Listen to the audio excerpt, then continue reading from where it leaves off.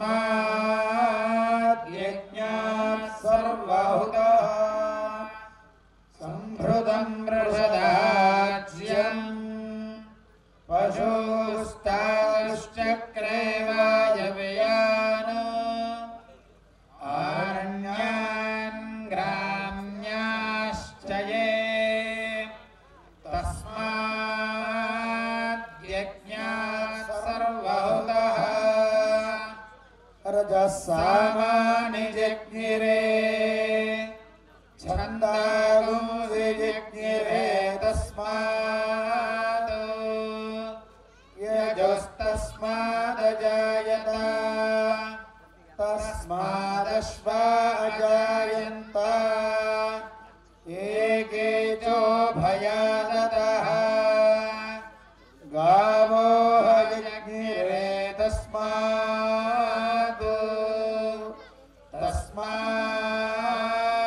जाता अजावयः यत्पुरुषं यदधुः शन्नो अस्तद्विपदे शञ्जतुष्पदे ॐ शान्ति शान्ति शान्तिः सहस्रशीर्षं देवं विश्वाक्षं विश्वशम्भुवम् विश्वं नारायणं देवमक्षरं परमं परम्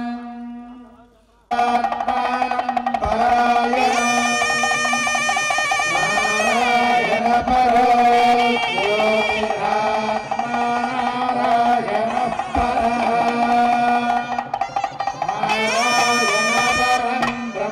तत्त्वं नारायणः अनन्तमव्ययं कविगुं समुद्रेन्दं विश्वशम्भुवम् पद्मघोषप्रतीकाशगुं हृदयं चाप्यथोमुखमालमालाकुलं भाति विश्वस्यायतनं महत् सन्ततगुं शिलाभिस्तुरम्बत्याकोशसन्निभम् तस्यान्ते सुशिरगुं सूक्ष्मं तस्मिन् सर्वं प्रतिष्ठितम् तस्य मध्ये महानग्निर्विश्वाक्षिर्विश्वतोमुखः स्वोग्रभुग्विभजन् तिष्ठन्नाहारमजरः कविः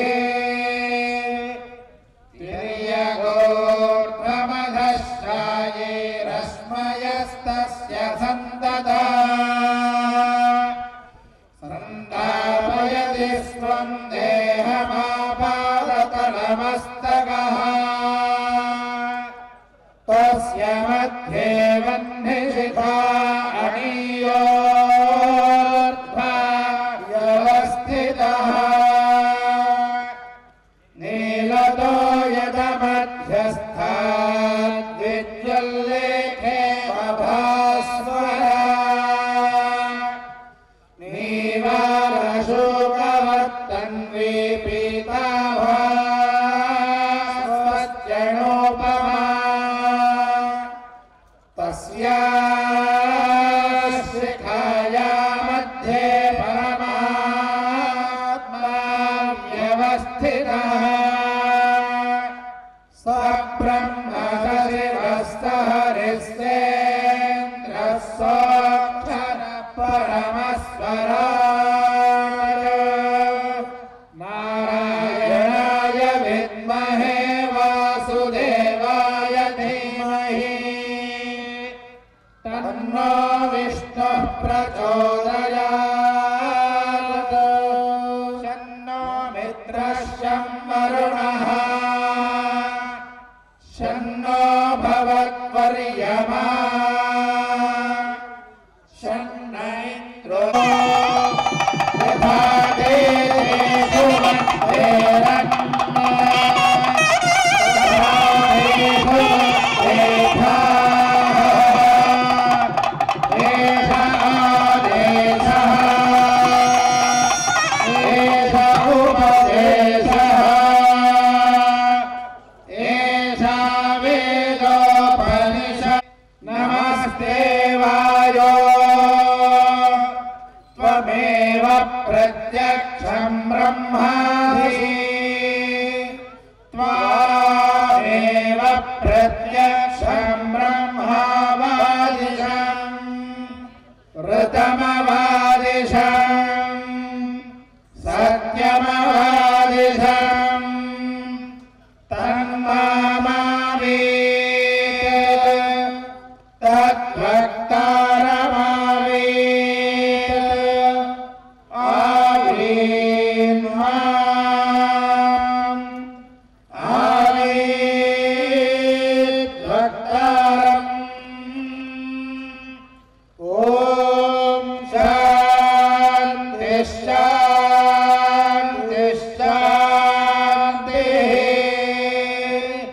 शन्नो मित्रश्वं वरुणः शन्नो भवत्वर्यमा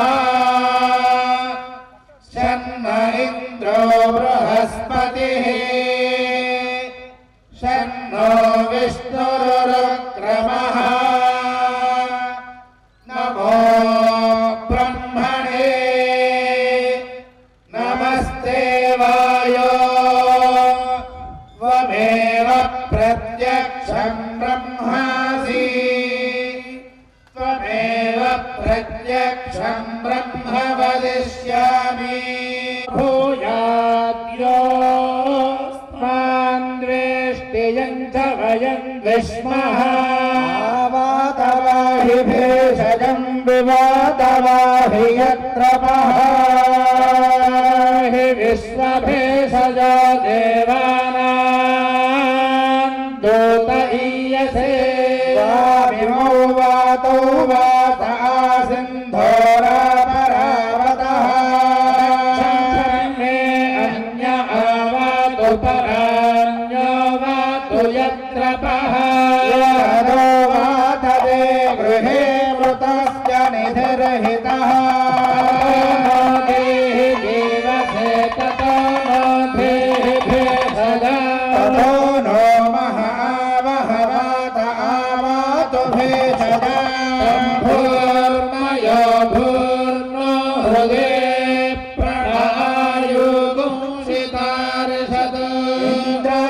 गृहोसितं त्वा प्रपद्ये सगुस्ताः हे अस्ति तेन प्रपद्ये भुवः प्रपद्ये सुखनं प्रपद्ये प्रजापतेर्ब्रह्मघोषं ब्रह्म प्रपद्य ॐ प्रपद्ये अन्तरिक्षं उर्वन्तरं बृहदग्नयः पर्वताश्च ययावातः स्वस्त्या स्वस्तिमान्दया स्वस्त्या स्वस्तिमानसानि प्राणापानो मृत्योर्मापातं प्राणापानौ मामाहाशिष्टं मयि मेधां मयि प्रजां मयि यज्ञस्तेजो दधातु मयि मेधां मयि प्रजां मयीन्द्र इन्द्रियं दधातु मयि मेधां मयि प्रजां मयि सूर्यो भ्राजो दधातु युभिरक्तुभिः परिपातमस्मानरिष्टेभिरश्विना सौभगेभिः मित्रो वरुणो मामहन्तामदितिः सिन्धुः पृथिवी उदद्योश्चित्रा भुवदूती सदा वृधः सखा तिष्ठया वृता सद्यो मदानां मगुंहिष्ठो मत्सदन्धसः चिदारुदेवसूनि भीषुणः सखीनामभिता चरित्रोणास्योतिभिः वयस्सु वर्णा उपसेदुरिन्द्रं प्रियमेधारुषयो नाथमानाः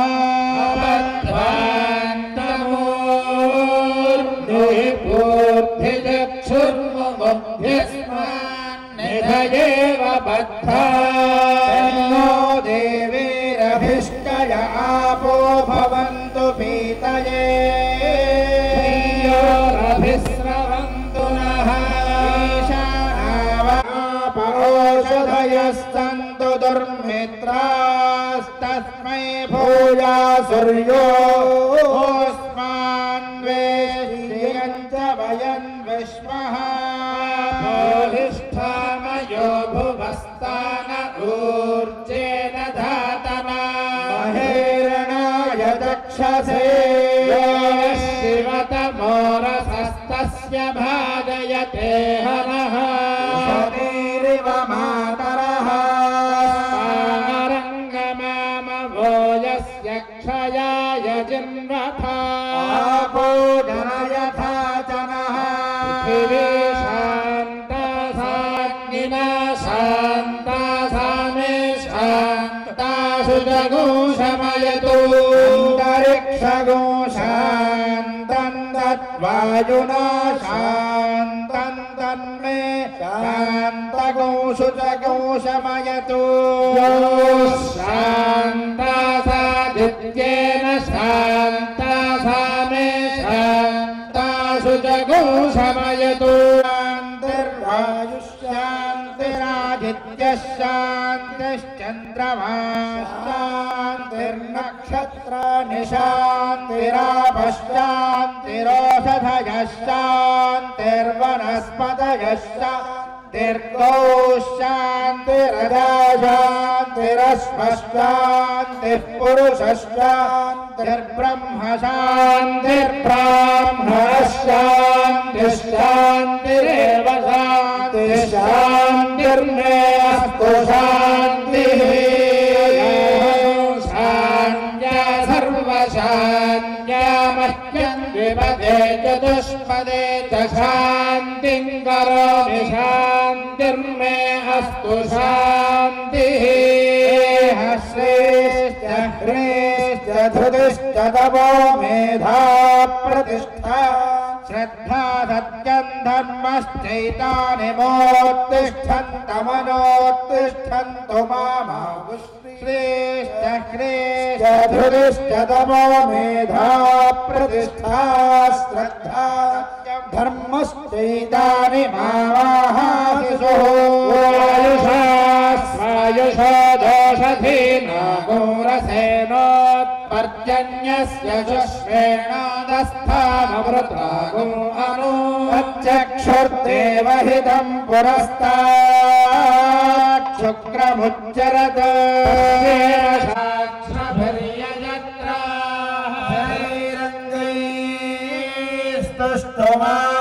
स्तुष्टुमागुंसस्तनोभिः देवहितं यदायुः स्वस्ति न इन्द्रो वृद्धश्रवाः पूषा विश्ववेदाः स्वस्ति नस्तार्क्ष्यो अरिष्टनेमिः स्वस्ति नो बृहस्पतिर्दधातु केतवो अरुणाधश्चायो मातरसनाः प्रतिष्ठागुं शतधाहि सहस्रधाय शिवा नश्यन्तमा भवन्तु औषधयः स्वश्मं वेदान् प्रजावान् पशुवान् भवति चन्द्रमावापां पुष्पं पुष्पवान् प्रजावान् पशुवान् भवति एवं वेदा आयतनं वेदा आयतनवान् भवति आयतनवान् भवति आयतनं वेदा आयतनवान् भवति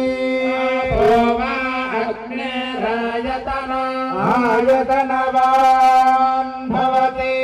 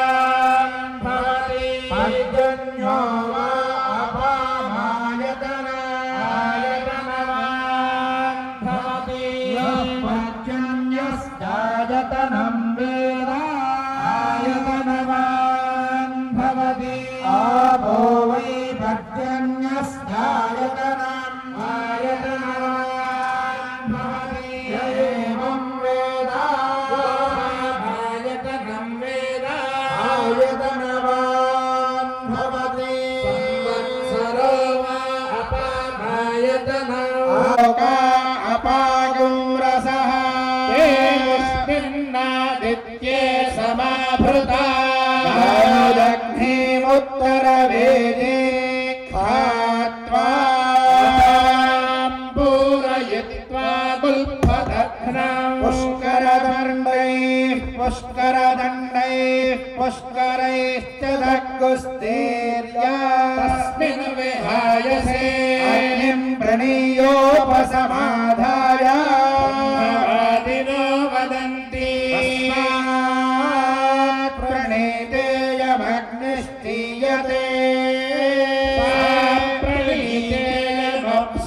प्रणीतेयमप्सुर्ययञ्चीयते असौ भुवनेऽप्यनाहिताग्निरेता अभित एता अभीष्टका उपदधाति अग्निहोत्रे दर्शपूर्णमासयोः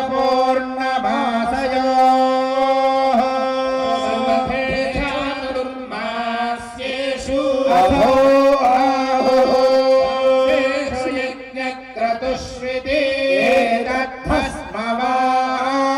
एतद्धस्मवाहुश्चण्डिलाः अग्निञ्चिनुते प्रियमग्निञ्चिन्वानः प्रत्यक्षेण अग्निञ्चिनुते चारित्रमग्निञ्चिन्वानः अनुमादित्यं प्रत्यक्षेण अग्निञ्चिनुते नाचिकेतमग्निञ्चिन्वानः प्रत्यक्षेण अग्निञ्चिनुते मारुणकेतुकमग्निञ्चिन्वान इति एवासु इतश्चामुतश्चाव्यति पाते योऽग्निर्मिथो यावेदान् भवति आपो वा अग्निर्मिथो यान् भवति एवं वेद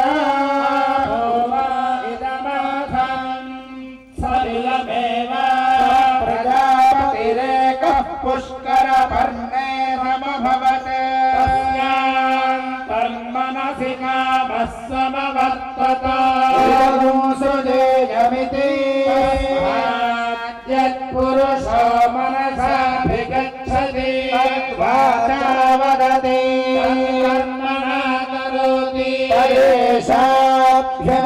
परेशाभ्यनोक्ता तदग्रे समवर्तताधि मनसोरेतः प्रथमं यदासीत् बन्धुमसति निरविन्दन् प्रदेश्या कवयो मनीषेति उपेनन्तदुपनमति यद्गावो भवति एवं वेद सदपोगप्यता सतपस्तप्त्वा शरीरमधोनुता तस्ययं मागो समासि सहस्रपादोतिष्ठत्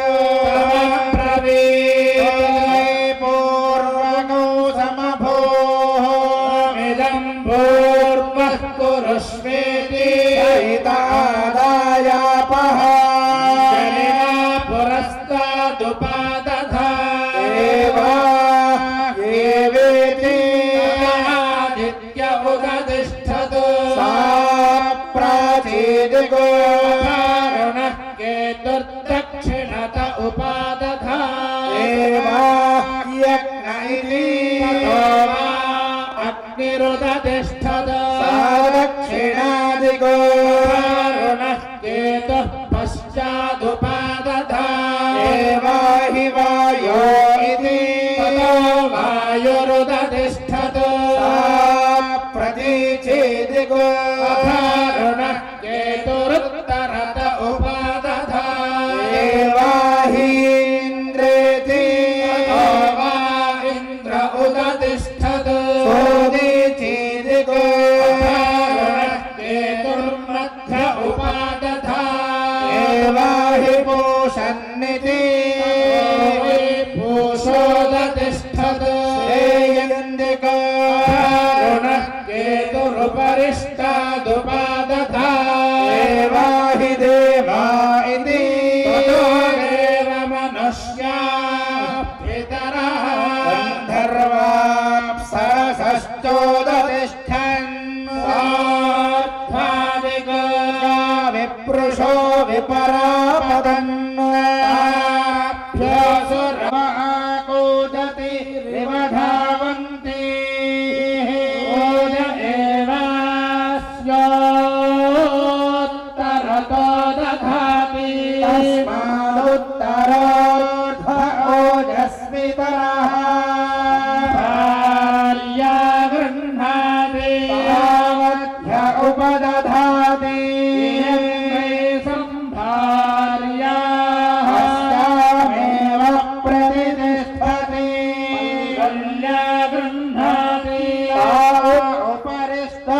उपरिष्टादुपादधाति सहस्रामेव प्रतिष्ठति इक्षुपदधाति इक्षु वा आपः अन्नं वा आपः अभ्यो वा अन्नं जायते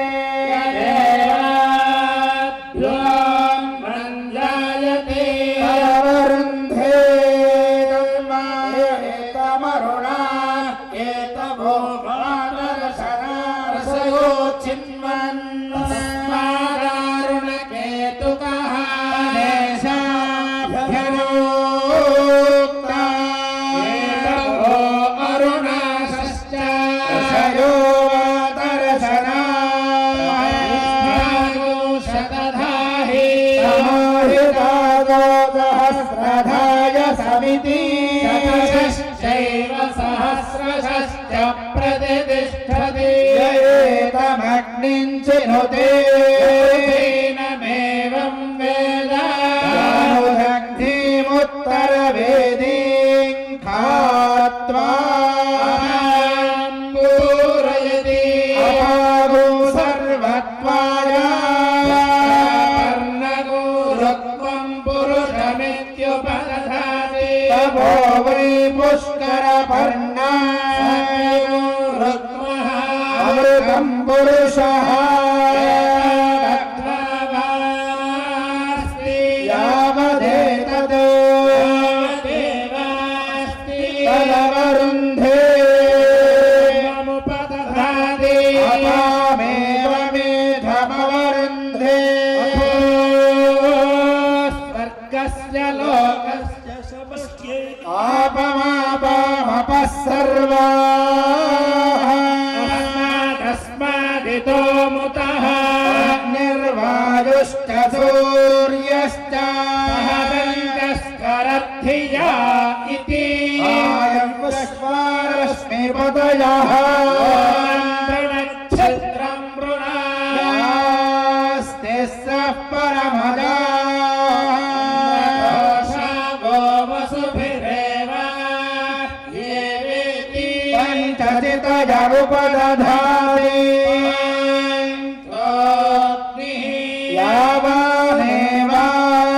यावानेवाग्निः योगं वृणुयात् द्वितीयामुपदधाति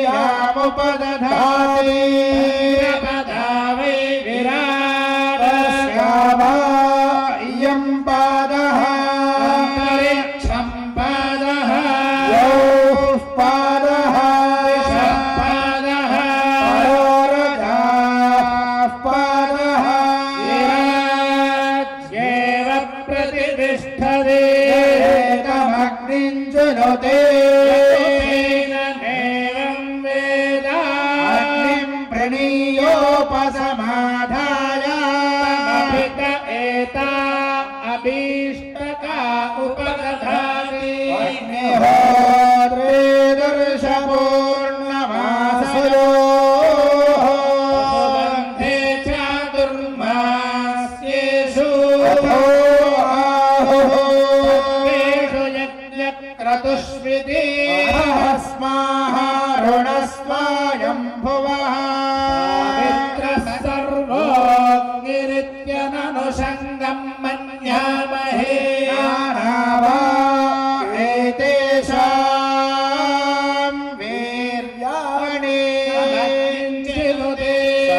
శ్రియమగ్నిం చిన్వానః అగ్నించినుతే సావిత్రమగ్నిం చిన్వానః అగ్నించినుతే నాచికేతమగ్నిం చిన్వానః అగ్నించినుతే చాతుర్హోత్రియమగ్నిం చిన్వానః అగ్నించినుతే వైశ్వసృజమగ్నిం చిన్వానః అగ్నించినుతే ఉపానువాద్యమాసుమగ్నిం చిన్వానః అగ్నించినుతే ఇమమారుణకేతుకమగ్నిం చిన్వాన ఇతి అగ్నిః వృషాణో దగ్గుస్ఫాయే సంయేతాస్య యజ్ఞః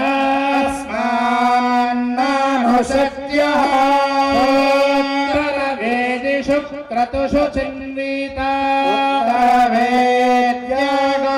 ఉత్తరవేద్యాగస్యగ్నిశ్చీయతే ప్రజాకామశ్చిన్వీతా రాజాపత్యో వా ఏషోऽగ్నిః ప్రజాపత్యా ప్రజాః ప్రజావాన్ భవతి ఏవం వేద పశుకామశ్చిన్వీతా జ్ఞానం వా ఏతత్ పశూనాం యదాపః శూనామేవ సంజ్ఞానే నించనుతే పశుమాన్ భవతి ఏవం వేద వృష్టికామశ్చిన్వీతా వై వృష్టిః పర్జన్యో వర్షికో భవతి ఏవం వేద ఆమయామి చిన్వీతా వై భేషజం భేషజమేవాస్మై కరోతి సర్వమాయురేతి అభిజరగ్గుశ్చిన్వీతా ఆపః వజ్రమేవ భ్రాతృవ్యేభ్యः ప్రహరతి యుత ఏరం తేజస్సత్వా పురాణీజయస్వాయం భువా శరీరాణ్యకల్పయం దేహం కల్పయంతో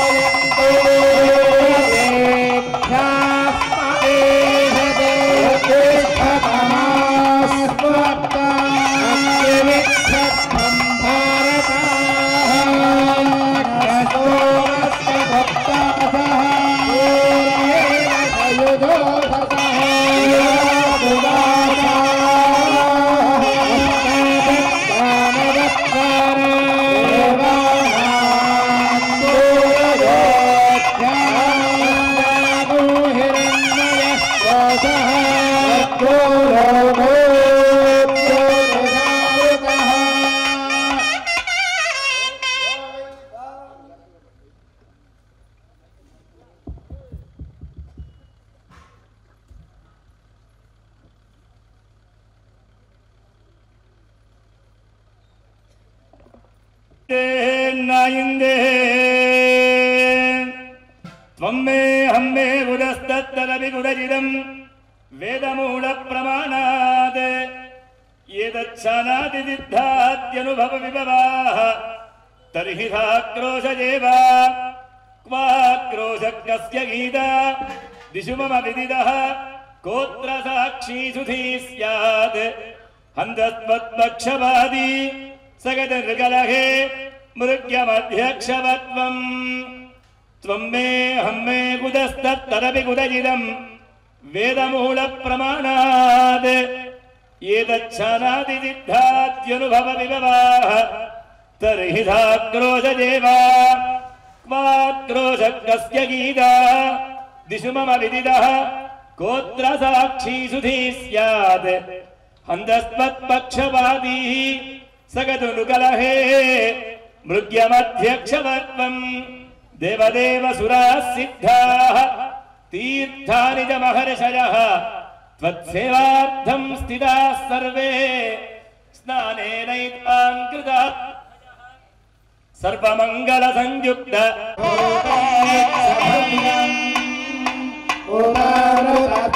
उदारतत्त्वस्तेषाः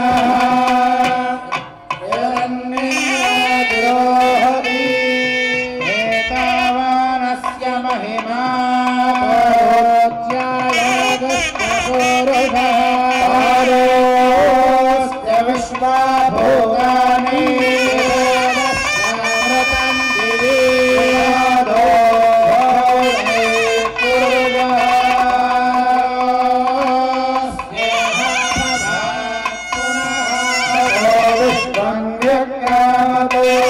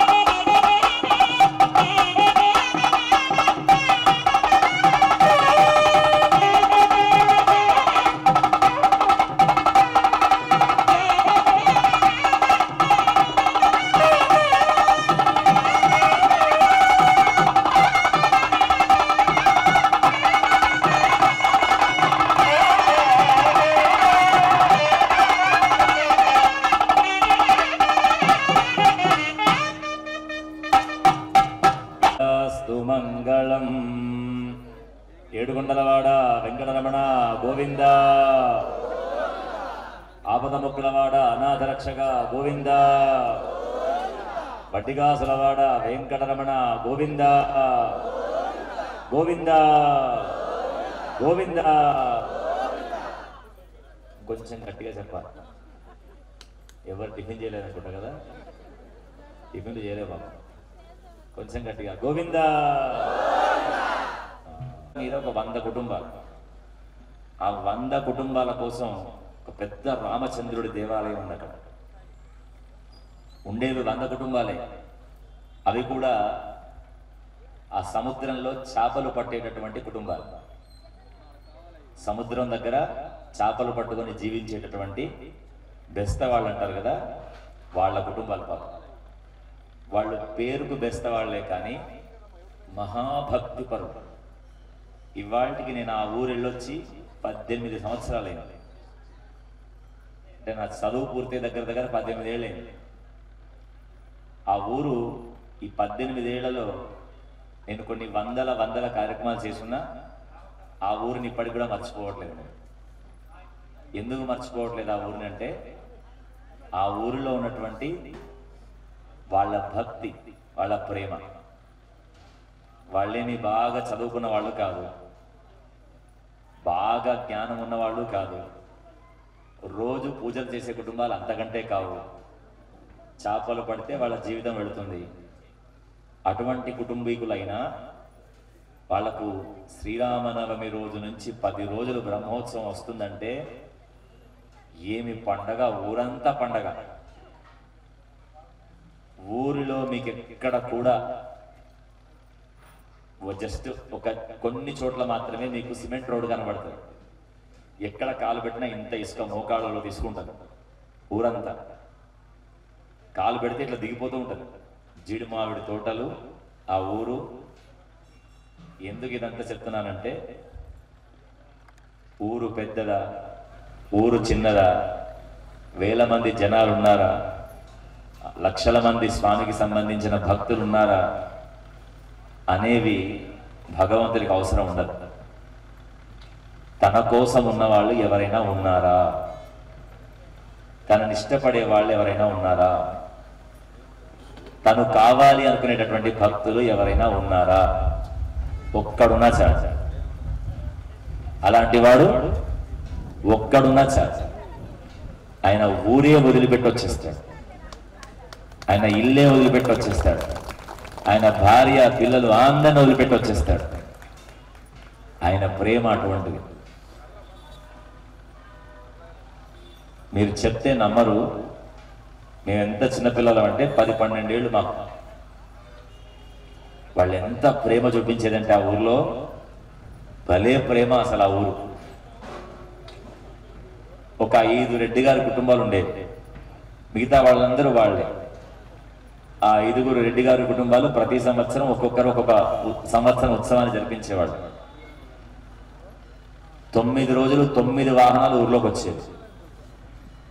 ఊరిలోకి వాహనం వస్తే, 100 కుటుంబాలు ఉన్న ఊరిలోకి వాహనం వస్తే ఎంతసేపట్లో గుడికి వస్తుంది? ఎంతసేపట్లో వస్తుంది? గంట, మా అంటే 2 గంటలు, అంతే కదా. రాత్రి 10-10:30కు బయలుదేరిన వాహనం తెల్లవారుజామున 8:30కు వస్తుంది గుళ్ళోకి. ఇవాళ రాత్రి బయలుదేరిన వాహనం రేపు తెల్లవారుజామున 8:30 గంటలకు వస్తుంది. ఒక్కొక్కరింటి ముందర ఒక్కొక్క పాటలు, ఒక్కొక్క భజన, ఒక్కొక్క 10-15 నిమిషాలు, 20-20 నిమిషాలు వాళ్ళు ఆడి పాడి వాళ్ళంతా శ్రీరంగం అనే ఒక ఊరున్నది. ఇప్పుడన్నా విన్నారా మీరు ఆ పేరు? శ్రీరంగం అని తమిళనాడులో ఉంటుంది. చాలా పెద్ద దేవాలయం. 1,00,000 మంది ఆ గుళ్ళో పడుకోవచ్చు. 1,00,000 మంది సుమారు ఆ గుళ్ళో పడుకోవచ్చు. నిలబడడం కాదు, పడుకోవచ్చు. అంటే నిలబడే వాళ్ళు ఎంతమంది ఉండొచ్చు? అంత పెద్ద గుడి. ఆ గుడిలో 365 రోజులకి 330 రోజులు ఉత్సవాలు జరుగుతాయి స్వామికి. 330 రోజులు ఏదో ఒక ఉత్సవం ఉంటుంది స్వామికి. ఇక మిగతా 30 రోజులు ఇంకా ఇప్పటిదాకా చేసుకొని అలసిపోయావు కదా, కొంచెం సేద తీరు, ఈ 30 రోజులు నిన్నేం అనలే అంటారట వాళ్ళు. ఆ ఊరిలో స్వామి వాహనం ఎక్కి బయటికి వస్తే భలే నడుస్తాడు స్వామి. స్వామి నడవడం అంటే స్వామిని పట్టుకున్న వాళ్ళు అట్లా నడుస్తారు. స్వామి సింహం ఎక్కి నడిస్తే ఎట్లా ఉంటుందో అట్లా నడుస్తారు. ఏనుగు ఎక్కినట్లా నడుస్తారో అట్లా నడుస్తారు. గుర్రం ఎక్కినప్పుడు ఎట్లా వస్తాడో అట్లా వీళ్ళు నడుస్తారు. అలా వాళ్ళు వస్తుంటే నిజంగా స్వామి గుర్రం ఎక్కి వస్తున్నట్టుగానే ఉంటుంది, ఏనుగు ఎక్కి వస్తున్నట్టుగా ఉంటుంది. దాని సింహపు నడక, అశ్వపు నడక, ఇలా ఇవన్నీ ఆ 100 కుటుంబాల్లో ఉండేటటువంటి పెద్దవాళ్ళంతా మగవాళ్ళంతా కూడా ఆ ఊరెళ్ళి శిక్షణ తీసుకొని వచ్చారు వాళ్ళు. ఎందుకోసం? మా ఊరిలో మా స్వామి కూడా అట్లున్నారు.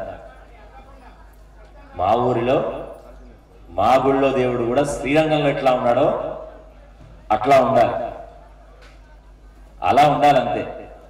మాది పల్లెటూరు అయితేనేంటి, మా గుడి చిన్నదైతేనేమిటి, అక్కడికంటే వైభవం ఇక్కడ ఉండాలనుకున్నారు వాళ్ళు. వాళ్ళు ఇలా అనుకోలేదు, మా ఊళ్ళోకి ఎవరు వస్తారు, మాకేముందిలే ఏముందిలే అని వాళ్ళు అనుకోలేదు. మాది చిన్న ఊరైతేనేమిటి, పెద్ద ఊరైతేనేమిటి, మేము 100 కుటుంబాలు ఉంటే ఏమిటి, మా ఊరిలో ఉత్సవం చూసిన ఎవరు మర్చిపోవద్దు అనుకున్నారు. 18 ఏళ్ళైనా నేను కూడా మర్చిపోలేదు ఇప్పటి వరకు. నేను తిరుమల తిరుపతి దేవస్థానంలో పనిచేస్తున్నా, నాకు ఇంకా వాళ్ళు గుర్తొస్తున్నారంటే అర్థం చేసుకోవాలి. వాళ్ళలో ఉన్న ప్రేమ భక్తి,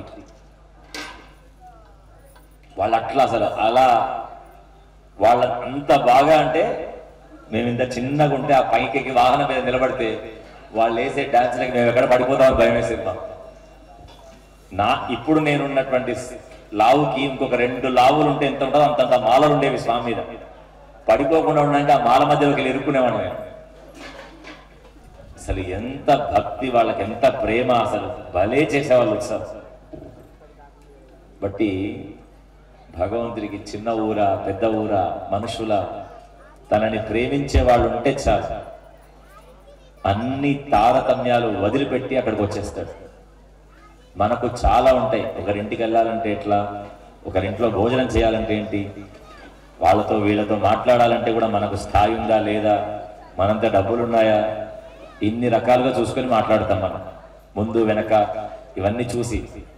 కానీ ఆయనకి ఇష్టమైతే ఏముండవు, అన్నీ వదిలిపెట్టి అట్లా అట్లా అట్లా అట్లా వచ్చేస్తాడు అంతే స్వామి.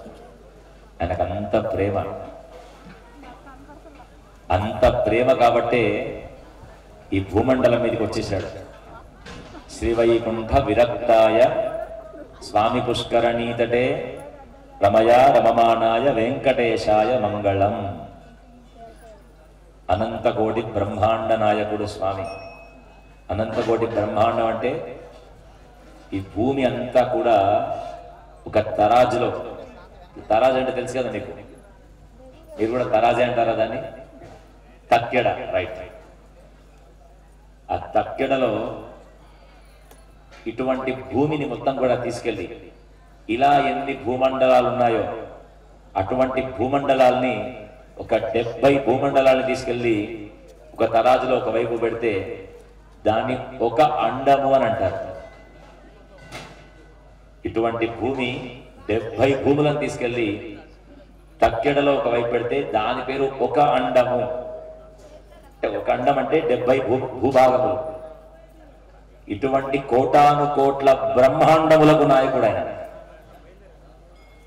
ఇటువంటి కోటాను కోట్ల బ్రహ్మాండములకు నాయకుడు.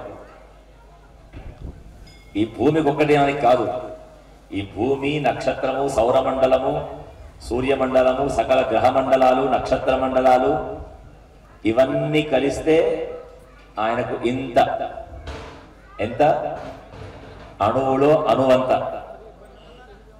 ఇటువంటి అణువులన్నీ కలిస్తే మన శరీరం కూడా కణముల సముదాయం అంటారు.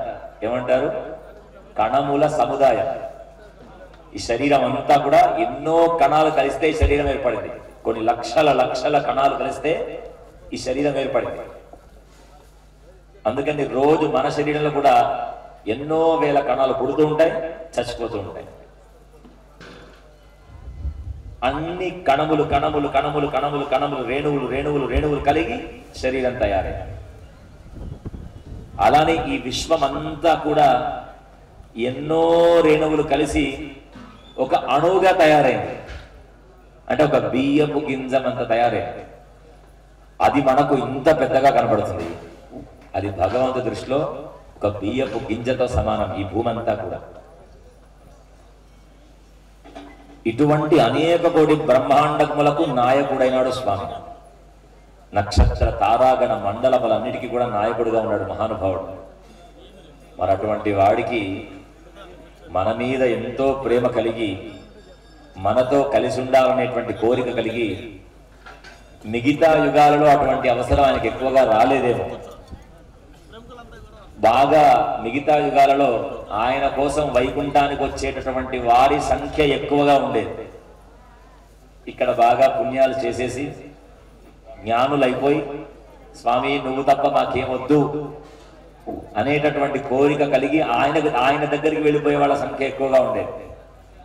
కొంచెం కలియుగానికి వచ్చేసరికి ఉండిపోయే వాళ్ళ సంఖ్య డిమాండ్ ఎక్కువైపోయింది. వచ్చే వాళ్ళ సంఖ్య తగ్గిపోయింది. ఎక్కడికి?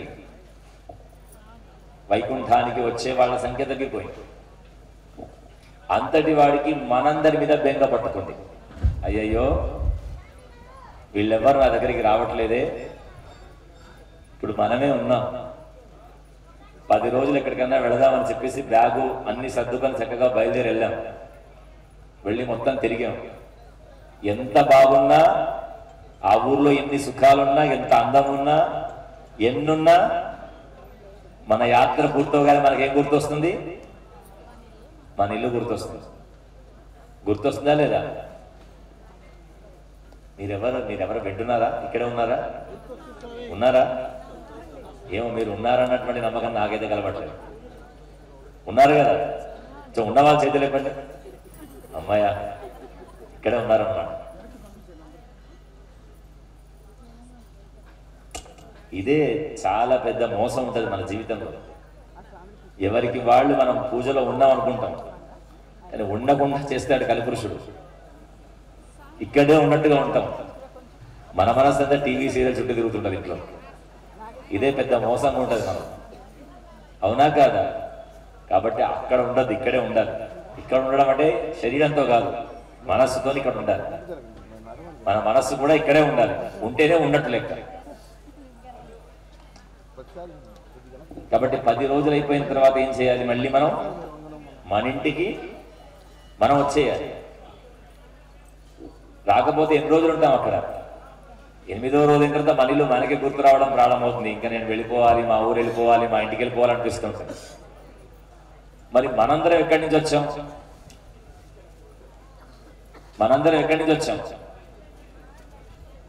ఇక్కడి నుంచి వచ్చాం. అంతే కదా? ఈ జీవాత్మలన్నీ పరమాత్మ దగ్గర నుంచే వచ్చాయి, పైనుంచే వచ్చాయి. మరి మన ఊరేది? మన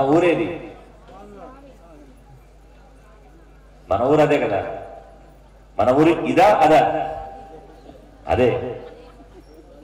మరి అక్కడికి మనం వెళ్ళిపోదామంటే ఇప్పుడు మనస్సు ఒప్పుకుంటుందా? మనకు ఒప్పుకుంటుందా? ఎవరికైనా అమ్మో ఇక్కడే ఉండాలంట అంటామా లేదా? మరి ఎందుకలా? యాత్రకో ట్రిప్పుకో వెళ్ళిన మనకు వెంటనే మన ఇల్లు గుర్తొస్తుంది వారం అయిన తర్వాత. మరి మనకెందుకు గుర్తుకు రాదు? మన ఇల్లు అదని, మనం అక్కడి వాళ్ళమని, మన ఊరు అక్కడని, మనది ఇదంతా కాదని మనకు అనిపించదు. దీని పేరే వ్యామోహం అన్నారు. ఏది మనది కాదో దాని మీద మనస్సు ఎక్కువైపోయింది మనకు. కాని దాని మీద మనస్సు ఎక్కువైపోయి ఇక్కడే ఇదే మనదంతా అని చెప్పి అనుకునేటటువంటి స్థితిలోకి మనం వెళ్ళిపోయాం. అసలైన మనదేదో దాని మీద మనకు దృష్టి లేదు. అందుకే భగవంతుడు అప్పుడప్పుడు గుర్తు చేస్తూ ఉంటాడు, ఒరే మీ ఇల్లంతా నా దగ్గర ఉందిరా, మీరంతా నా వాళ్ళు, మీరు నన్ను మీ ఇల్లు మర్చిపోయి ఇక్కడ తిరుగుతున్నారు మీరంతా.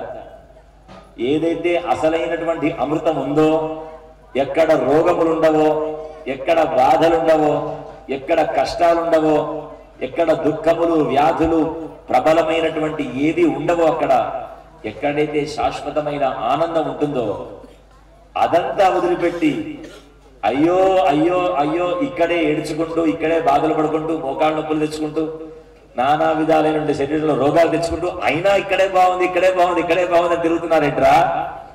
మీ ఇల్లు నా దగ్గర ఉందిరా, ఇక్కడ లేదురా అని చెప్పి చాలా ప్రయత్నపూర్వకంగా చాలాసార్లు చెప్పి చూశాడు. ఎలా చెప్పి చూశాడు పాపం? ఎంతో మందికి ఎన్నో రకాలుగా ఎంతో మందిని అడ్డం పెట్టి అందరికీ అర్థమయ్యేలాగా ఎన్నో కథలు చెప్పాడు. వచ్చి ఎన్నో సార్లు ఎన్నో అవతారాలు ఎత్తి భూమి మీదకి వచ్చాడు. ఒరే మీరు మళ్ళీ ఏదో తిరిగి రండ్రా అని భూమి మీదకి పంపిస్తే చివరికి మీరు మీ ఇల్లు మర్చిపోయి, మీ ఆస్తులన్నీ ఇక్కడ ఉన్నాయని చెప్పి మర్చిపోయి, మీ వాడిని నేనని మర్చిపోయి, అసలు బంధువును నేనని మర్చిపోయి, మీరంతా ఇక్కడికి వచ్చి వీటి మీద వ్యామోహం పెంచుకొని ఈ కారు నాది, ఈ భూమి నాది, ఈ పిల్లలు నావి, ఇవన్నీ మీరు అనుకుంటున్నారా? ఇది కాదు, ఇది కాదని పాపం చాలా సార్లు చెప్పడానికి ప్రయత్నం చేశాడు. ఎన్నో రకాలైనటువంటి ఉపదేశాలు చేశాడు. కపిల గీత చెప్పాడు, వృషభ గీత చెప్పాడు, 100 రకాలైనటువంటి గీతలు చెప్పాడు స్వామి. ఇవన్నీ పోని ఏదన్నా చెప్తే వాడికి మాత్రమే చెప్పాడు అనుకుంటారేమో అని చెప్పి ఒకసారి భగవంతుడై వచ్చి చెప్తాననుకున్నాడు. చివరికి భగవంతుడై వచ్చి భగవద్గీత చెప్పాడు. ఎవరికి చెప్పాడు? అర్జునుని అడ్డం పెట్టుకొని లోకానికి చెప్పాడు. ఎంతో అద్భుతంగా చెప్పాడు. అన్ని చెప్పినా విన్నవాడే మర్చిపోయాడు. ఎవరు? అర్జునుడు కూడా మర్చిపోయాడు. మనమెంత? మళ్ళీ మర్చిపోయి రాముడు వచ్చి ఏమి చేశాను, రాముడు వచ్చి రావణుని చంపాను, కృష్ణుడు వచ్చి ఏమి చేశాను, కృష్ణుడు వచ్చి కంసుడిని చంపాను. ఇంతకంటే మనకు ఆయనకి ఏం సంబంధం లేదు. ఇంకా ఇదే కదా ఫైనల్ జడ్జిమెంట్. మనం నేర్చుకుంది, మనం తెలుసుకుంది ఇంతే కదా, అవునా కదా? వీణ్ణి చంపడానికి ఇంత ప్రయత్నం చేసి అక్కడి నుంచి ఇక్కడి దాకా రావాలా? చెప్పండి, రావాల్సిన అవసరం ఉందా?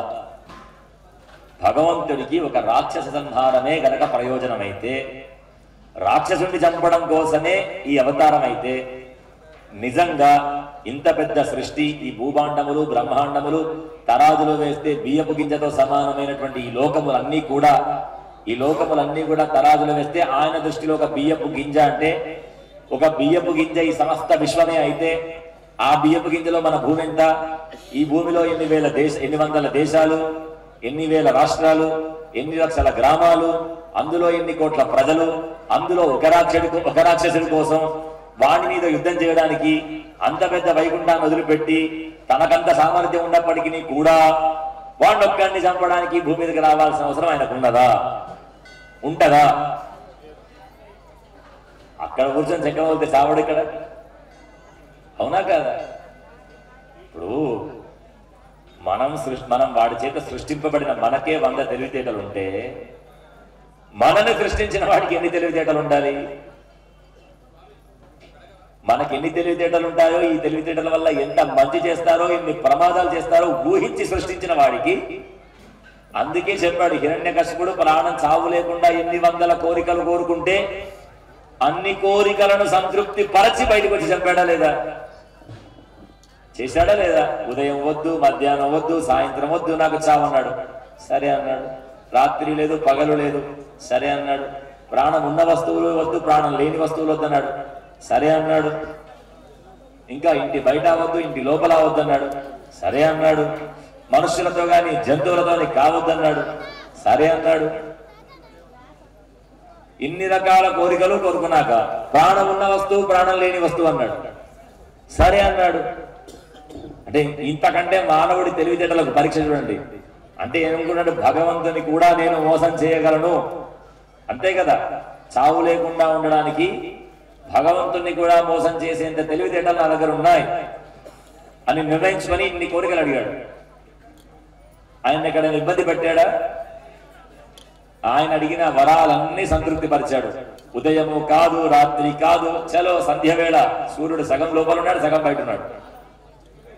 ఇంటి బయట కాదు, ఇంటి లోపల కాదు, గడప మీద కూర్చున్నాడు. నరుడు కాదు, జంతువు కాదు అన్నాడు. పైన సింహము, కింద పురుషుడు వేసుకున్నాడు. ప్రాణం ఉన్న వస్తువు కాదు, ప్రాణం లేని వస్తువు కాదు. మీ శరీరంలో ఎక్కడ ముట్టుకున్నా స్పర్శ తెలుస్తుంది.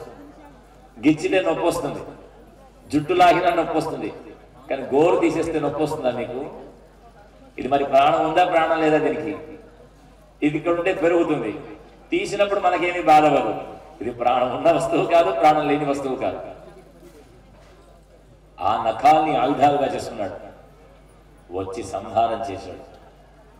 నువ్వెంత ఆలోచిస్తే నీకంటే 100 రెట్లు ముందుండేటలా ఆయన తెలివితేటలు, అంత తెలివి ఉన్నటువంటి వాడు ఆయన. ఆయనని మోసం చేద్దామని ప్రయత్నం చేయడమే అది జరిగే పనే. మరి ఎందుకు వచ్చాడు భూమి మీదకి? ఈ రాక్షస సంహారమే పరమ ప్రయోజనమా ఆయన అవతారానికి? ఏనాటికి కాదు, ఏనాటికి కాదు. ఆయన మనందరికీ కూడా ధర్మ మార్గాన్ని నేర్పడానికి, సత్య మార్గమును బోధించడానికి, ఏది శాశ్వతమైనటువంటి ధర్మమో దాన్ని నేర్పడానికి మాత్రమే భూమి మీదకి వచ్చాడు. వచ్చి మనకు నేర్పడానికి ప్రయత్నం చేశాడు. ఎవరు తన కోసం జపం చేశారో, ఎవరు తన కోసం తాపత్రయపడ్డారో వాళ్లను నేనెట్లా అనుగ్రహిస్తాను అనే విధానాన్ని రామాయణ వ్యక్తి మనందరికీ చూపించాడు. అవునా కాదా? ప్రతి ఒక్క మహర్షి యొక్క ఆశ్రమానికి తానే నడుచుకుంటూ వెళ్ళాడు. భగవంతుడు వచ్చాడు అన్నది మనం పరిగెత్తుకుంటూ వస్తామా లేదా? ఇవాళ ఇక్కడ కళ్యాణం జరుగుతుంది అని మీ అందరికీ తెలియగానే మీరందరూ పరిగెత్తుకుంటూ వచ్చారు కదా. అబ్బా స్వామి ఇవాళ మా కోసం మమ్మల్ని అందరినీ కూడా అనుగ్రహించడానికి ఒక విగ్రహ సౌందర్యాన్ని పొంది మా ఊరు వచ్చి మనందరినీ చూడడానికి ఒక సాధనం కావాలి కాబట్టి ఆయన ఒక స్వరూపాన్ని ధరించి మన ఇంటికి వచ్చి ఆయన అభిషేకం ద్వారా కళ్యాణం ద్వారా మమ్మల్ని అనుగ్రహించబోతున్నాడు. ఇందులో మేముండాలి, ఆ చల్లని చూపులు మా మీద పడాలి అని ప్రయత్నపూర్వకంగా ఇక్కడ దాకా వచ్చాం. మనందరం కూడా వచ్చామా లేదా? కానీ భగవంతుడు రామావతారాన్ని ఎత్తి పిలవకున్నా తనకు తెలిసినంత మాత్రం చేత కొన్ని ఆశ్రమాల దగ్గరికి నడుచుకుంటూ వెళ్ళాడు. ఆయనే వెళ్ళాడు. మనం వెళ్తామా ఎవరు పిలవకుండా? కానీ ఆయన వెళ్ళాడు. వెళ్ళి ఎక్కడెక్కడ ఎంతమంది మహర్షులు ఆయన కోసం తపస్సు చేశారు. తపస్సు చేసిన ప్రతి ఒక్కరి దగ్గరికి కూడా తానే నడుచుకుంటూ వచ్చాడు. ఆయనే కావాలని అనుకున్నటువంటి వారందరి దగ్గరికి ఎవరు వచ్చారు? ఆయనే వచ్చాడు. వచ్చి ఆశ్రమం బయట నిలబడి, నేను వచ్చాను, నన్ను లోపలికి రమ్మంటారా, నేను ఇట్లా వచ్చి నిలబడ్డానని చెప్పండి అని కబురు పంపాడు రామచంద్రుడు. శరభంగం, సుతీక్ష్ణంచ, అగస్త్యంచ, ఇంతమంది ఆశ్రమాల దగ్గరికి వెళ్ళాడు ఆయన. శరభంగ మహర్షి ఆశ్రమానికి వెళ్ళాడు, సుతీక్ష్ణుడి యొక్క ఆశ్రమానికి వెళ్ళాడు, అగస్త్యుడి యొక్క ఆశ్రమానికి వెళ్ళాడు. ఓహో, ఎంతమంది మహర్షుల దగ్గరికి వెళ్ళాడు ఆయన. ఆయన అవతార ప్రయోజనం వీళ్ళందరినీ శరీరంతో ఉన్నప్పుడు కలుసుకోవడం, కలిసి మనందరికీ చెప్పడం. ఎవరు నన్ను కావాలని కోరుకుంటున్నారో మీరు కేవలం ప్రయత్నం చేస్తే నేనే మీ దగ్గరికి వస్తాను. ఏం చెప్పాడు స్వామి? నన్ను కావాలనుకుంటే చాలు, మనస్సులో నా మీద మీరు భావన పెట్టుకుంటే చాలు. స్వామి నువ్వు తప్ప మాకెవరు ఉన్నారని అనుకుంటే చాలు. ఒక్కసారి మమ్మల్ని కూడా అనుగ్రహించవయా అని ప్రేమతో పిలిస్తే చాలు. ఆ పిలిచిన ప్రేమకు కట్టుబడి నేనే వస్తాను మీ దగ్గరికి అని చెప్పాడు. ఆ చెప్పినందుకే ఇన్ని అవతారాలలో ఇంతమంది దగ్గరికి వచ్చి ఇంతమందితో, ఒకరితో తల్లితో సంబంధం పెట్టుకున్నాడు, ఒకరిని స్నేహితులు అన్నాడు, ఒకరిని అన్నదమ్ములు అన్నాడు, ఒకరిని తన వాళ్ళని చెప్పుకున్నాడు. ఇలా అందరితో అన్ని రకాల సంబంధాన్ని పెట్టుకొని అందరి వాడిగా మణిగాడు స్వామి. రేపల్లెలో పుట్టాడు, గోకులంలో పుట్టాడు, ఆ పిల్లలతో ఆడుకున్నాడు, తల్లి దగ్గర దెబ్బలు తిన్నాడా లేదా? పడుకొని వీపు మీద పోగు వచ్చింది. పడుకో, చిన్నపిల్లలు పడుకోకపోతే ఏం చేస్తారు? బోర్లా పడుకోబెట్టి డబ్బా కొడతారు వీపు మీద. కృష్ణ పరమాత్మ ఆ దెబ్బలు కూడా తిన్నాడు. ఎంతో ఆనందాన్ని పొందాడు. తన స్నేహితులతో కలిసి ఆడుకున్నాడు. ఎందుకోసం ఇదంతా? ఎక్కడ స్వచ్ఛమైనటువంటి కల్మషం లేనటువంటి ప్రేమ ఎక్కడ ఉందో అక్కడికి వస్తున్నాడు. ఆయనను పొందే మార్గాలు మనందరికీ చెప్పాడు. ఇలాంటి లక్షణాలు ఉంటే నేనే మీ అందరి దగ్గరికి వస్తానని చెప్పాడు. బట్ ఇలా వచ్చాడు. ఇలా ఎన్నో అవతారాల్లో వచ్చాడు. వచ్చి వాళ్ళందరితో కలిసి ఉండి ఎప్పటికీ ధర్మం తప్పకుండా బ్రతకడం ఎట్లో ఏముందిలే నువ్వు దేవుడు కాబట్టి ఎన్నైనా చెప్తావు అని మనం ఎక్కడైనా అంటామేమోనని ఆచరించి చూపించాడా లేదా? ఎన్ని కష్టాలు పడ్డాడు రామచంద్రుడు.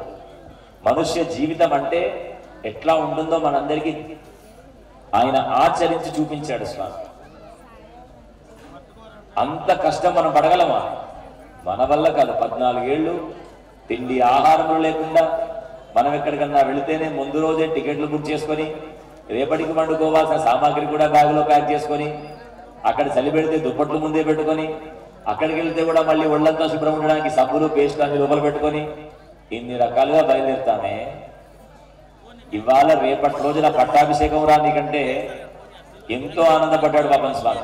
ఆనందపడ్డాడు పడలేదు. ఎవరైనా అనుకుంటారు పట్టాభిషేకం సిద్ధమయ్యాడు. పట్టాభిషేకానికి కాసేపటి ముందు నీకు పట్టాభిషేకం లేదు, నువ్వు అడవికి వెళ్ళిపో అన్నాడు. అప్పుడు ఎట్లా ఉన్నాడో ఇప్పుడు అట్లానే ఉన్నాడు. అంతే అందంగా నవ్వుకుంటూ అడవికి వెళ్ళిపోయాడు.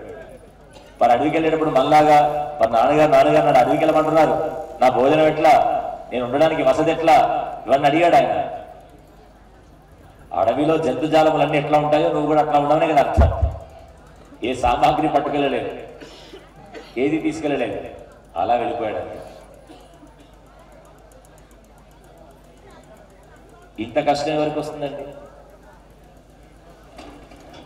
ఒక్క పూట రాత్రి ఒంటరిగా నడుచుకుంటూ రావడమే కాస్త భయం వేస్తుంది. ఎవడేం చేస్తాడు? 14 ఏళ్ళు అరణ్యంలో తిరిగి భార్యని రక్షించుకోవాలి. ఎన్ని బాధలు పాపం, అన్ని బాధలు పడ్డాడు.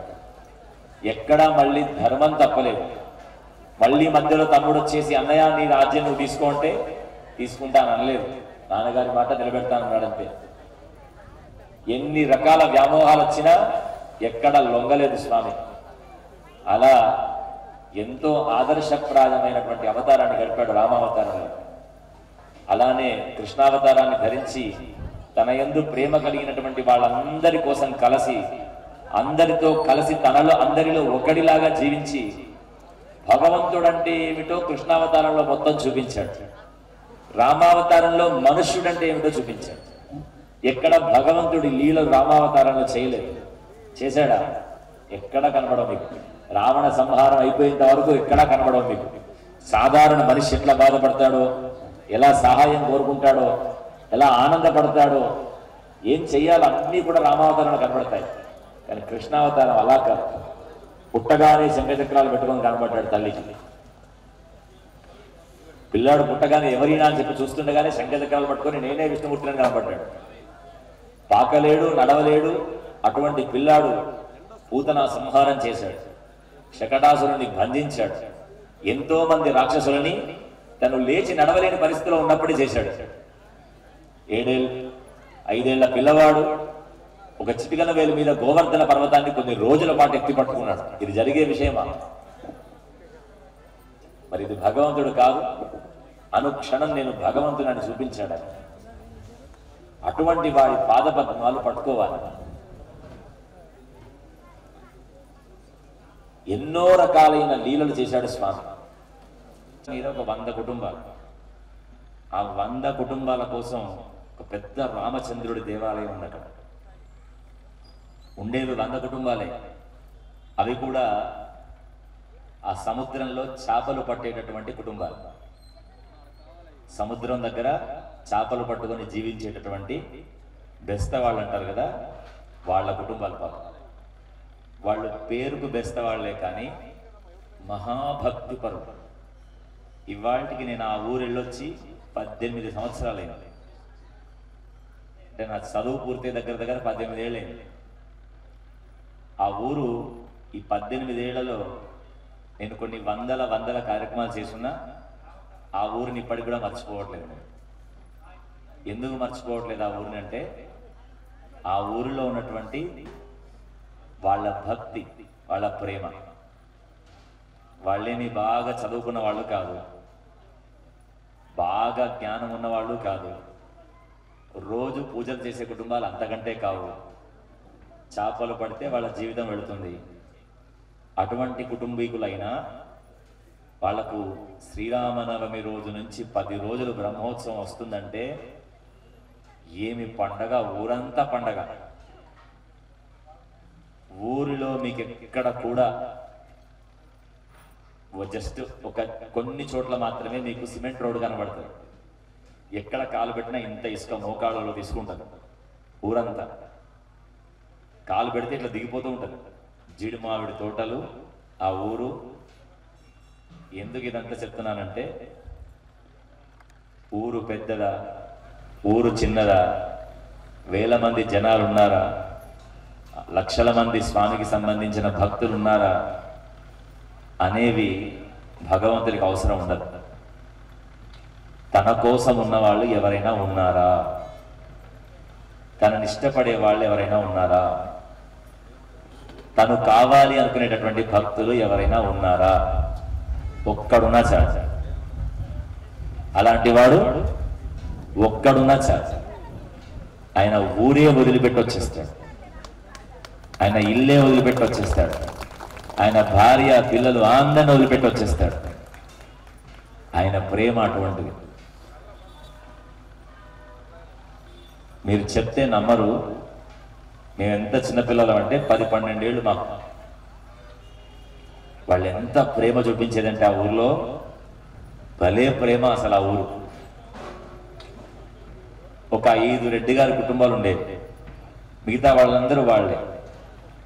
ఆ 5 రెడ్డి గారి కుటుంబాలు ప్రతి సంవత్సరం ఒక్కొక్కరు ఒక్కొక్క సంవత్సరం ఉత్సవాన్ని జరిపించేవాళ్ళు. 9 రోజులు 9 వాహనాలు ఊర్లోకి వచ్చేవి. ఊరిలోకి వాహనం వస్తే, 100 కుటుంబాలు ఉన్న ఊరిలోకి వాహనం వస్తే ఎంతసేపట్లో గుడికి వస్తుంది? ఎంతసేపట్లో వస్తుంది? గంట, మా అంటే 2 గంటలు, అంతే కదా. రాత్రి 10-10:30కు బయలుదేరిన వాహనం తెల్లవారుజామున 8:30కు వస్తుంది గుళ్ళోకి. ఇవాళ రాత్రి బయలుదేరిన వాహనం రేపు తెల్లవారుజామున 8:30 గంటలకు వస్తుంది. ఒక్కొక్కరింటి ముందర ఒక్కొక్క పాటలు, ఒక్కొక్క భజన, ఒక్కొక్క 10-15 నిమిషాలు, 20-20 నిమిషాలు వాళ్ళు ఆడి పాడి వాళ్ళంతా శ్రీరంగం అనే ఒక ఊరున్నది. ఇప్పుడన్నా విన్నారా మీద పేరు? శ్రీరంగం అని తమిళనాడులో ఉంటుంది. చాలా పెద్ద దేవాలయం. 1,00,000 మంది ఆ గుళ్ళో పడుకోవచ్చు. 1,00,000 మంది సుమారు ఆ గుళ్ళో పడుకోవచ్చు. నిలబడడం కాదు, పడుకోవచ్చు. అంటే నిలబడే వాళ్ళు ఎంతమంది ఉండొచ్చు, అంత పెద్ద గుడి. ఆ గుడిలో 365 రోజులకి 330 రోజులు ఉత్సవాలు జరుగుతాయి స్వామికి. 330 రోజులు ఏదో ఒక ఉత్సవం ఉంటుంది స్వామికి. ఇక మిగతా 30 రోజులు ఇంకా ఇప్పటిదాకా చేసుకొని అలసిపోయావు కదా, కొంచెం సేద తీరు, ఈ 30 రోజులు నిన్నేం అనలే అంటారట వాళ్ళు. ఆ ఊరిలో స్వామి వాహనం ఎక్కి బయటికి వస్తే భలే నడుస్తాడు స్వామి. స్వామి నడవడం అంటే స్వామిని పట్టుకున్న వాళ్ళు అట్లా నడుస్తారు. స్వామి సింహం ఎక్కి నడిస్తే ఎట్లా ఉంటుందో అట్లా నడుస్తారు. ఏనుగు ఎక్కినట్లా నడుస్తారో అట్లా నడుస్తారు. గుర్రం ఎక్కినప్పుడు ఎట్లా వస్తాడో అట్లా వీళ్ళు నడుస్తారు. అలా వాళ్ళు వస్తుంటే నిజంగా స్వామి గుర్రం ఎక్కి వస్తున్నట్టుగానే ఉంటుంది, ఏనుగు ఎక్కి వస్తున్నట్టుగా ఉంటుంది. దాని సింహపు నడక, అశ్వపు నడక, ఇలా ఇవన్నీ ఆ 100 కుటుంబాల్లో ఉండేటటువంటి పెద్దవాళ్ళంతా, మగవాళ్ళంతా కూడా ఆ ఊరెళ్ళి శిక్షణ తీసుకొని వచ్చారు వాళ్ళు. ఎందుకోసం? మా ఊరిలో మా స్వామి కూడా అట్లున్నారు. మా ఊరిలో మా గుళ్ళో దేవుడు కూడా శ్రీరంగంలో ఎట్లా ఉన్నాడో అట్లా ఉండాలి. అలా ఉండాలంతే. మాది పల్లెటూరు అయితేనేంటి, మా గుడి చిన్నదైతేనేమిటి, అక్కడికంటే వైభవం ఇక్కడ ఉండాలనుకున్నారు వాళ్ళు.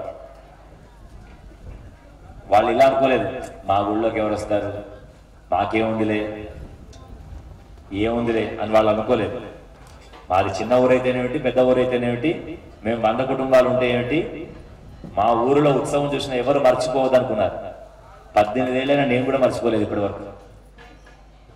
నేను తిరుమల తిరుపతి దేవస్థానంలో పనిచేస్తున్నా, నాకు ఇంకా వాళ్ళు గుర్తొస్తున్నారంటే అర్థం చేసుకోవాలి. వాళ్ళలో నా ప్రేమ, భక్తి, వాళ్ళు అట్లా అసలు అలా వాళ్ళ అంత బాగా అంటే మేము ఇంత చిన్నగా ఉంటే ఆ పైకి వాహనం మీద నిలబడితే వాళ్ళు వేసే డాన్స్లకి మేము ఎక్కడ పడిపోతామని భయం వేసేది ఇప్పుడు నేనున్నటువంటి లావుకి ఇంకొక 2 లావులు ఉంటే ఎంత ఉంటుందో అంతంత మాలలు ఉండేవి స్వామి మీద. పడిపోకుండా ఉండడానికి ఆ మాల మధ్యలోకి వెళ్ళి ఇరుక్కునేవాడు మేము. అసలు ఎంత భక్తి, వాళ్ళకి ఎంత ప్రేమ, అసలు భలే చేసేవాళ్ళు ఉత్సవం. బట్టి భగవంతుడికి చిన్న ఊరా పెద్ద ఊరా మనుషుల తనని ప్రేమించే వాళ్ళు ఉంటే చాలు, అన్ని తారతమ్యాలు వదిలిపెట్టి అక్కడికి వచ్చేస్తాడు. మనకు చాలా ఉంటాయి. ఒకరింటికి వెళ్ళాలంటే ఎట్లా, ఒకరింట్లో భోజనం చేయాలంటే ఏంటి, వాళ్ళతో వీళ్ళతో మాట్లాడాలంటే కూడా మనకు స్థాయి ఉందా లేదా, మనంత డబ్బులు ఉన్నాయా, ఇన్ని రకాలుగా చూసుకొని మాట్లాడతాం మనం, ముందు వెనక ఇవన్నీ చూసి. కానీ ఆయనకి ఇష్టమైతే ఏముండవు, అన్నీ వదిలిపెట్టి అట్లా అట్లా అట్లా అట్లా వచ్చేస్తాడు అంతే స్వామి. ఆయనకు అంత ప్రేమ, అంత ప్రేమ కాబట్టే ఈ భూమండలం మీదకి వచ్చేసాడు. శ్రీవైకుంఠ విరక్తాయ స్వామి పుష్కరణీతటే రమయా రమమానాయ వెంకటేశాయ మంగళం. అనంతకోటి బ్రహ్మాండ నాయకుడు స్వామి. అనంతకోటి బ్రహ్మాండం అంటే ఈ భూమి అంతా కూడా ఒక తరాజులో, తరాజు అంటే తెలుసు కదా మీకు, మీరు కూడా తరాజే అంటారా దాన్ని, తక్కెడ, రైట్. ఆ తక్కెడలో ఇటువంటి భూమిని మొత్తం కూడా తీసుకెళ్ళి, ఇలా ఎన్ని భూమండలాలు ఉన్నాయో అటువంటి భూమండలాల్ని, ఒక 70 భూమండలాన్ని తీసుకెళ్ళి ఒక తరాజులో ఒకవైపు పెడితే దాన్ని ఒక అండము అని అంటారు. ఇటువంటి భూమి 70 భూములను తీసుకెళ్ళి తక్కెడలో ఒకవైపు పెడితే దాని పేరు ఒక అండము. ఒక అండం అంటే 70 భూభాగములు. ఇటువంటి కోటాను కోట్ల బ్రహ్మాండములకు నాయకుడు ఆయన. ఇటువంటి కోటాను కోట్ల బ్రహ్మాండములకు నాయకుడు. ఈ భూమికి ఒక్కటి అని కాదు, ఈ భూమి, నక్షత్రము, సౌరమండలము, సూర్యమండలము, సకల గ్రహ మండలాలు, నక్షత్ర మండలాలు ఇవన్నీ కలిస్తే ఆయనకు ఎంత అణువులో అణువంత. ఇటువంటి అణువులన్నీ కలిస్తే మన శరీరం కూడా కణముల సముదాయం అంటారు. ఏమంటారు? కణముల సముదాయం. ఈ శరీరం అంతా కూడా ఎన్నో కణాలు కలిస్తే ఈ శరీరం ఏర్పడింది.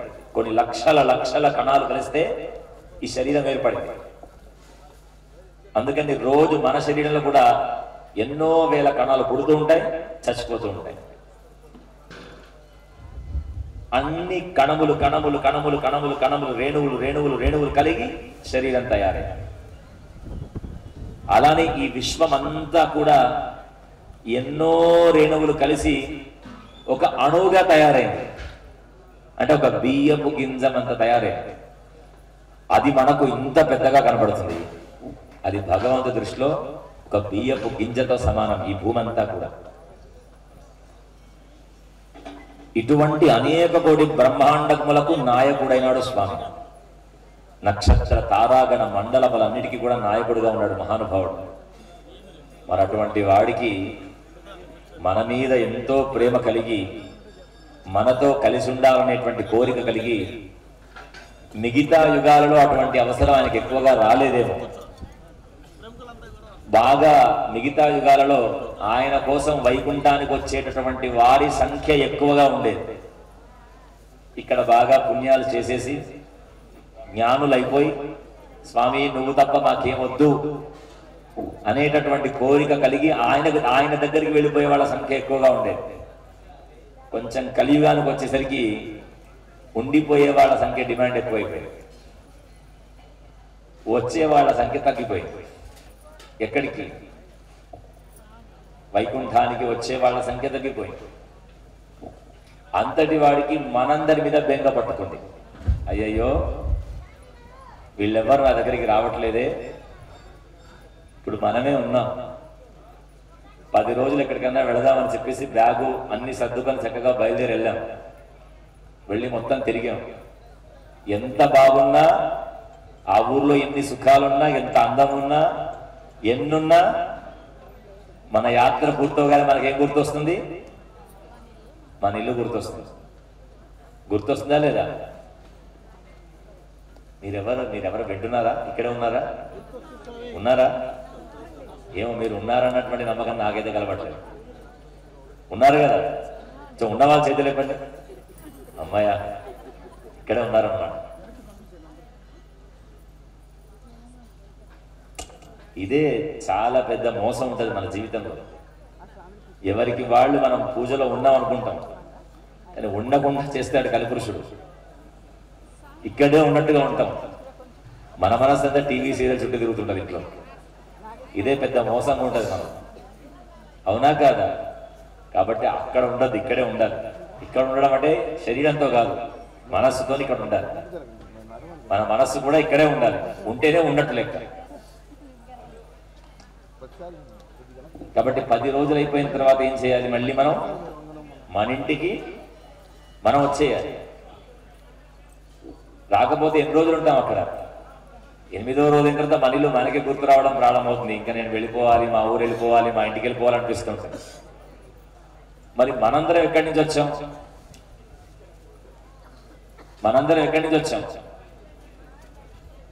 ఇక్కడి నుంచి వచ్చాం, అంతే కదా? ఈ జీవాత్మలన్నీ పరమాత్మ దగ్గర నుంచే వచ్చాయి, పైనుంచే వచ్చాయి. మరి మన ఊరేది? మన ఊరు అదే కదా. మన ఊరు ఇదా అదా? అదే. మరి అక్కడికి మనం వెళ్ళిపోదామంటే ఇప్పుడు మనస్సు ఒప్పుకుంటుందా? మనకు ఒప్పుకుంటుందా? ఎవరికైనా అమ్మో ఇక్కడే ఉండాలంట అంటావా లేదా? మరి ఎందుకలా? యాత్రకో ట్రిప్పుకో వెళ్ళిన మనకు వెంటనే మన ఇల్లు గుర్తొస్తుంది వారం అయిన తర్వాత.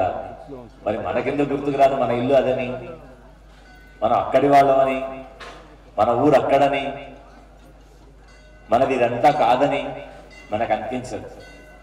దీని పేరే వ్యామోహం అన్నారు. ఏది మనది కాదో దాని మీద మనస్సు ఎక్కువైపోయింది మనకు. కాని దాని మీద మనస్సు ఎక్కువైపోయి ఇక్కడే ఇదే మనదంతా అని చెప్పి అనుకునేటటువంటి స్థితిలోకి మనం వెళ్ళిపోయాం. అసలైన మనదేదో దాని మీద మనకు దృష్టి లేదు. అందుకే పాపం భగవంతుడు అప్పుడప్పుడు గుర్తు చేస్తూ ఉంటాడు, ఒరే మీ ఇల్లంతా నా దగ్గర ఉందిరా, మీరంతా నా వాళ్ళు, మీరు నన్ను మీ ఇల్లు మర్చిపోయి ఇక్కడ తిరుగుతున్నారు మీరంతా. ఏదైతే అసలైనటువంటి అమృతం ఉందో, ఎక్కడ రోగములుండవో, ఎక్కడ బాధలుండవో, ఎక్కడ కష్టాలుండవో, ఎక్కడ దుఃఖములు వ్యాధులు ప్రబలమైనటువంటి ఏది ఉండవో, అక్కడ ఎక్కడైతే శాశ్వతమైన ఆనందం ఉంటుందో అదంతా వదిలిపెట్టి అయ్యో అయ్యో అయ్యో ఇక్కడే ఏడ్చుకుంటూ, ఇక్కడే బాధలు పడుకుంటూ, మోకాళ్ళ నొప్పులు తెచ్చుకుంటూ, నానా విధాలైన శరీరంలో రోగాలు తెచ్చుకుంటూ, అయినా ఇక్కడే బాగుంది అని తిరుగుతున్నారేంట్రా? మీ ఇల్లు నా దగ్గర ఉందిరా, ఇక్కడ లేదురా అని చెప్పి చాలా ప్రయత్నపూర్వకంగా చాలాసార్లు చెప్పి చూశాడు. ఎలా చెప్పి చూశాడు పాపం? ఎంతో మందికి ఎన్నో రకాలుగా ఎంతో మందిని అడ్డం పెట్టి అందరికీ అర్థమయ్యేలాగా ఎన్నో కథలు చెప్పాడు. వచ్చి ఎన్నో సార్లు ఎన్నో అవతారాలు ఎత్తి భూమి మీదకి వచ్చాడు.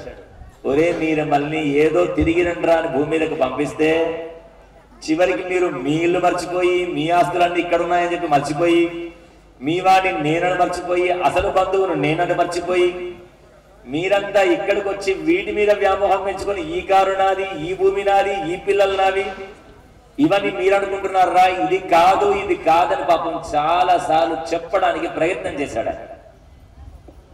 ఎన్నో రకాలైనటువంటి ఉపదేశాలు చేశాడు. కపిల గీత చెప్పాడు, వృషభ గీత చెప్పాడు, 100 రకాలైనటువంటి గీతలు చెప్పాడు స్వామి. ఇవన్నీ పోని ఏదన్నా చెప్తే వాడికి మాత్రమే చెప్పాడు అనుకుంటారేమో అని చెప్పి ఒకసారి భగవంతుడై వచ్చి చెప్తాననుకున్నాడు. చివరికి భగవంతుడై వచ్చి భగవద్గీత చెప్పాడు.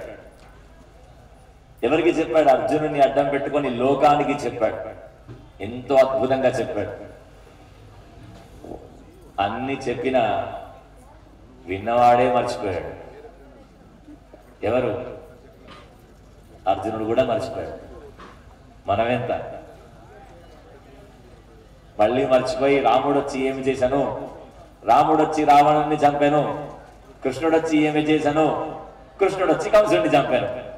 ఇంతకంటే మనకు ఆయనకు ఏం సంబంధం లేదు. ఇంకా ఇదే కదా ఫైనల్ జడ్జిమెంట్. మనం నేర్చుకుంది, మనం తెలుసుకుంది ఇంతే కదా, అవునా కదా? వీణ్ణి చంపడానికి ఇంత ప్రయత్నం చేసి అక్కడి నుంచి ఇక్కడి దాకా రావాలా చెప్పండి? రావాల్సిన అవసరం ఉందా?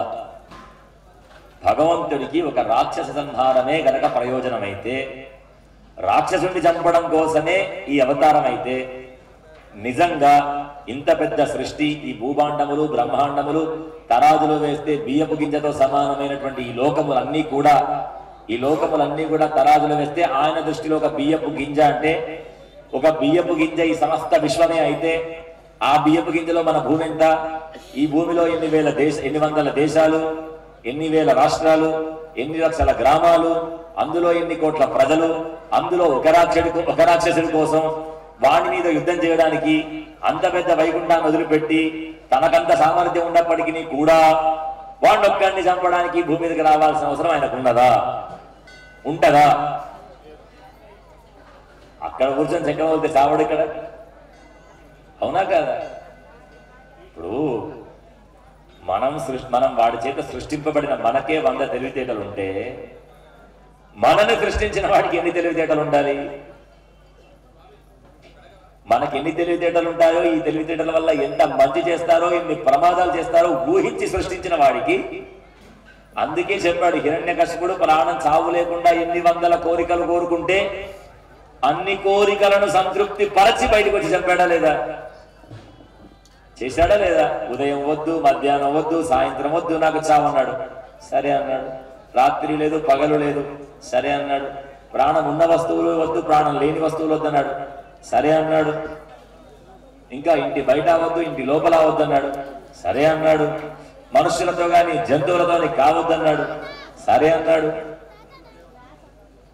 ఇన్ని రకాల కోరికలు కోరుకున్నాక ప్రాణం ఉన్న వస్తువు, ప్రాణం లేని వస్తువు అన్నాడు. సరే అన్నాడు. అంటే ఇంతకంటే మానవుడి తెలివితేటలకు పరీక్ష చూడండి. అంటే ఏమనుకున్నాడు? భగవంతుని కూడా నేను మోసం చేయగలను, అంతే కదా? చావు లేకుండా ఉండడానికి భగవంతుని కూడా మోసం చేసేంత తెలివితేటలు నా దగ్గర ఉన్నాయి అని నిర్ణయించుకొని ఇన్ని కోరికలు అడిగాడు. ఆయన ఎక్కడైనా ఇబ్బంది పెట్టాడా?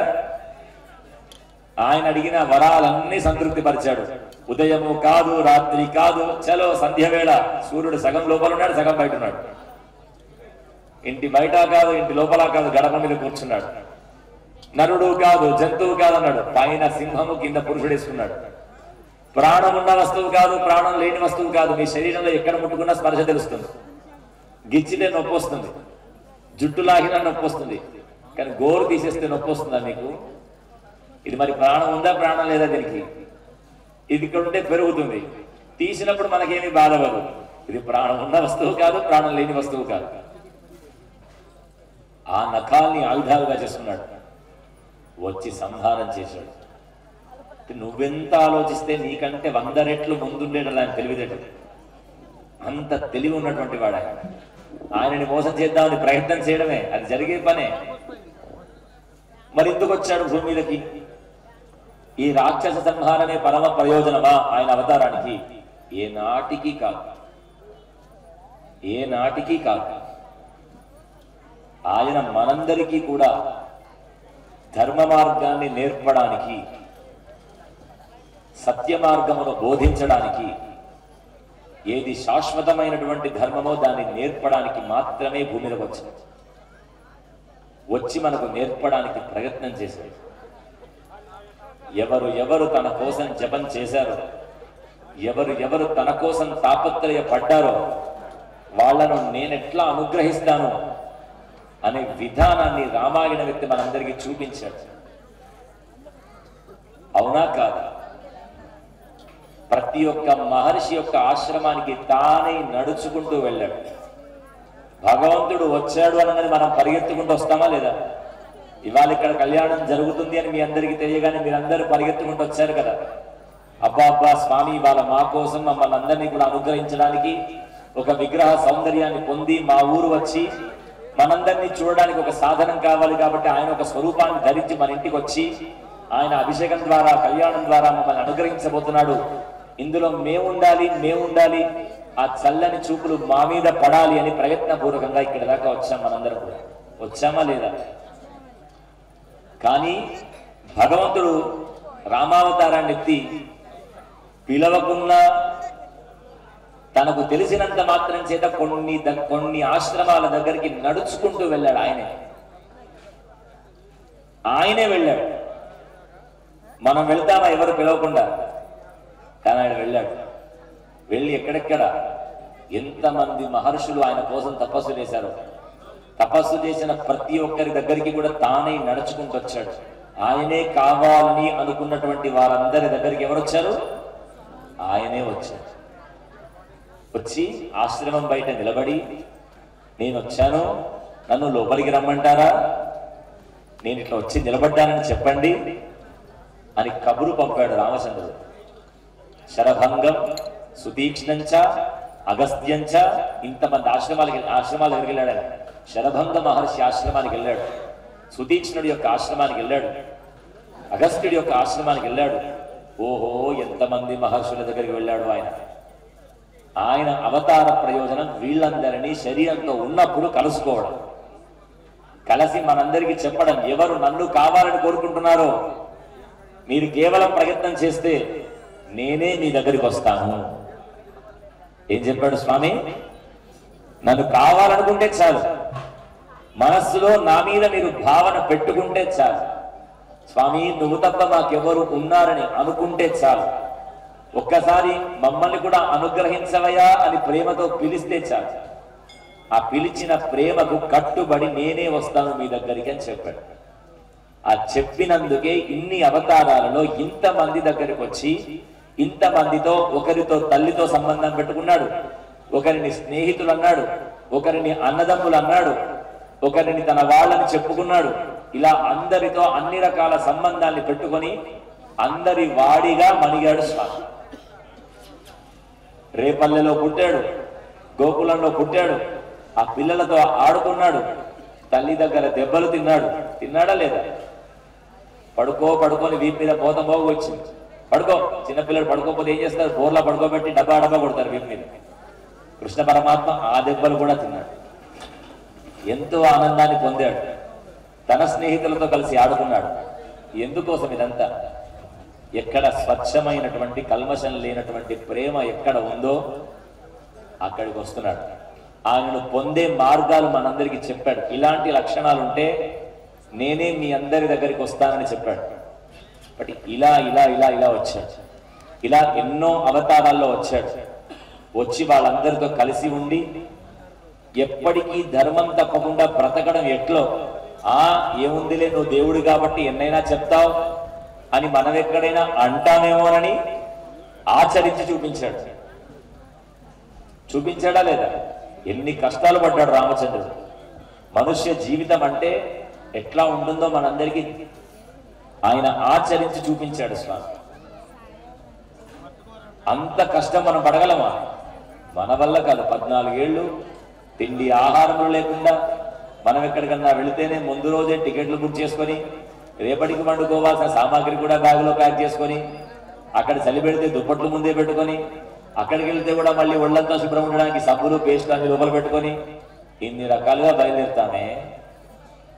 ఇవాళ రేపటి రోజున పట్టాభిషేకం రానికంటే ఎంతో ఆనందపడ్డాడు పాపం స్వామి.